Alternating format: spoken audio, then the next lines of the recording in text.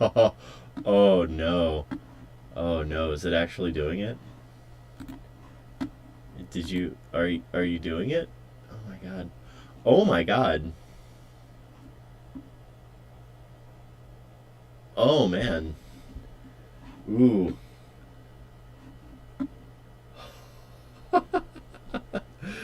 It's working. Really doing it?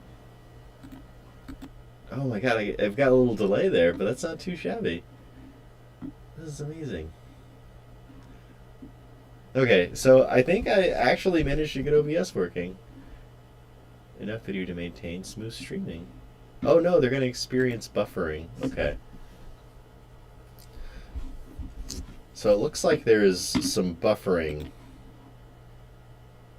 So going live might not work, but that does mean that I can do this and this.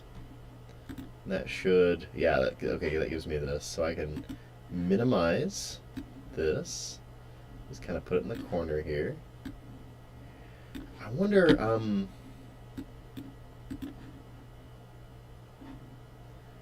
if I can arrange this in a way where, stupid Windows 10, you stupid bullshit. There we go.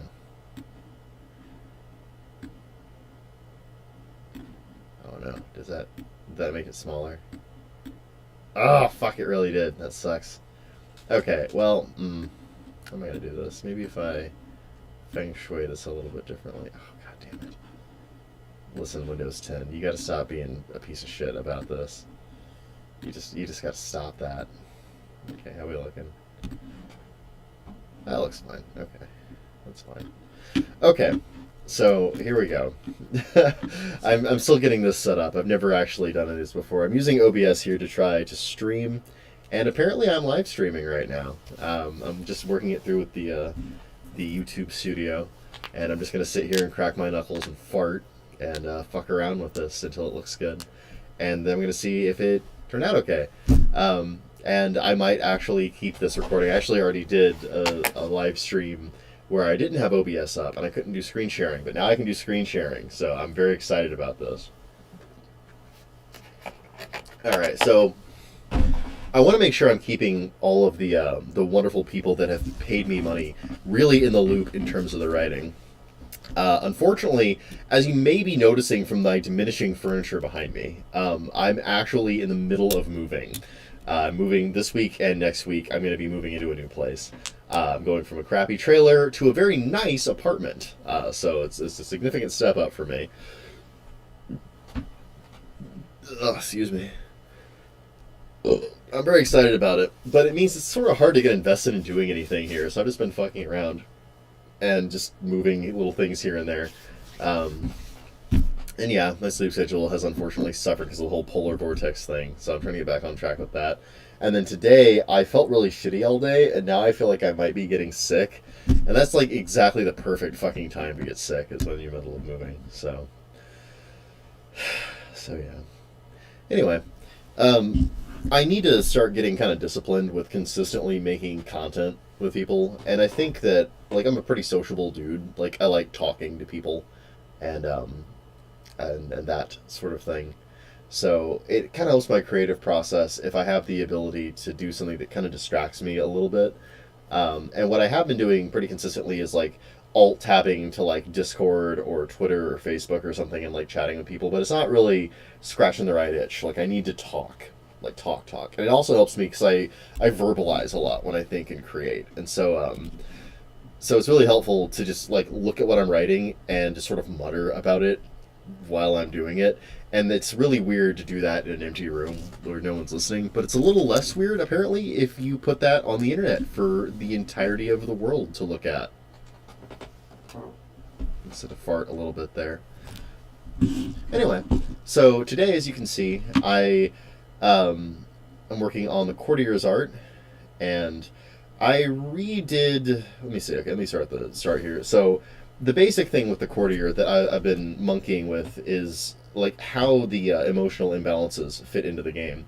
Right now, as of the time of this writing, the Courtier's art is the only way you can make emotional imbalances happen. And that's actually so unique that I might take the nomenclature about emotional imbalances out of the rest of the book, just so that they're a very specific thing, just made by this one kind of character. Because they were a little more central in earlier drafts, where like basically anybody could do them, and it was the same thing with spiritual imbalances, where basically anybody has spirit, and so they could all make curses, and that felt too disorganized. Like, because it feels like spirit is a special kind of training you go through, like the way you do different rituals, blessings, and curses. And so the priest art has very strict, specific blessings and curses you can do, and that feels a little bit more characterful than everyone can do anything, which is that's too messy. It's too unfocused and scattered. But yeah, so um, that was where I started. I took the five imbalance types that Legends of the Wulin had, and I tweaked them a little bit so they worked a little better for this game, number one, because this isn't just based on Chinese mythology. It's just kind of based on whatever the fuck I want. And there's some inspiration from Chinese mythology, but there's a lot of inspirations in it. And the core thing about this game is that operatively you can do a lot with it. And so in a lot of cases, like with fire, you got a joy imbalance back in the day in Legends of the Wulin, and like I had to reinterpret that a little bit, so it was more like about being kind of like flippant and shallow. And there's a lot of them like that where I'm intentionally ignoring the nuance of the previous editions, which were very nuanced and very cultural specific, so I can have this sort of broader version of the same idea. And I'm doing that because this game is a lot more modular than Legends of the Wulin. Legends of the Wulin was very much about being a wuxia game, and it was very strictly set in its own history of its own little mythological timeline, and it was about that. And so the cultural specificity made a lot of sense in that case. This is an idiot punch game set in the post-apocalypse. So although there's a lot of inspiration from actual real cultures, it's not wed to them, and it's not wed to them because I want this game to be something that individual GMs can exercise their creativity in. I feel like that's part of its appeal.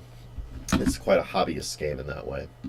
Anyway, so yeah, Earth was like stoicism in Legends of the Wulin. I just made it fear. You're afraid of stuff.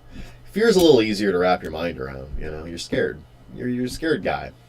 You're very afraid. That's it.